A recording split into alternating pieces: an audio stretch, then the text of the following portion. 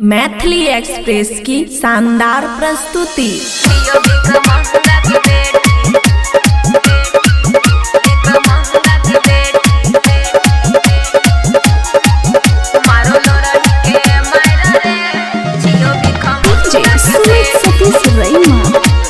खुशी recording studio बलुआहा।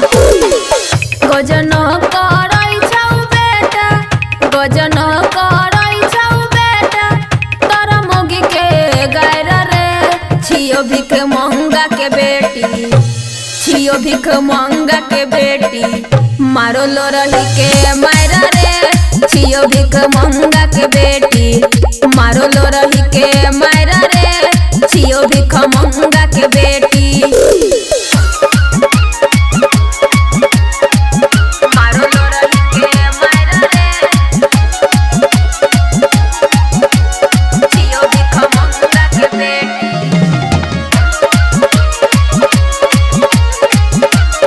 खुशी recording studio बलुआहा।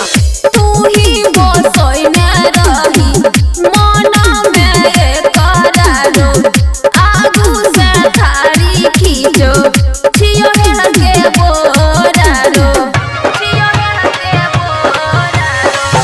तू ही बसैने रही मन में करारो, आगू से थारी खींचो छियो हेल के बोरारो।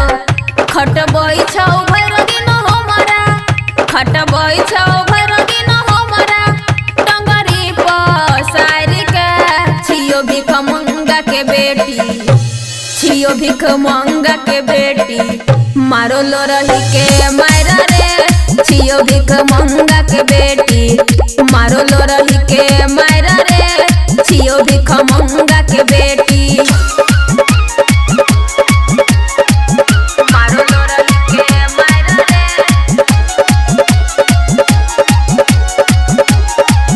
खुशी रिकॉर्डिंग स्टूडियो बलुआहा। राइटर सुरेश बाहर छौ गवाहीरो, डीजे मुकेश बेटा बनल कसाईरो, बनल कसाईरो।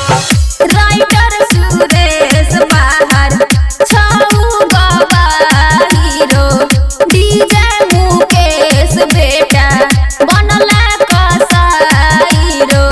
दीपाल के मन करो, दीपाल के मन करो, मोर तो मटिया तेल ढार के छियो भिख मंगा के बेटी, छियो डोमरा के बेटी, मारो लो रही के मायरा रे छियो भिख मंगा के बेटी, मारो लो रही के मायरा रे छियो डोमरा के बेटी।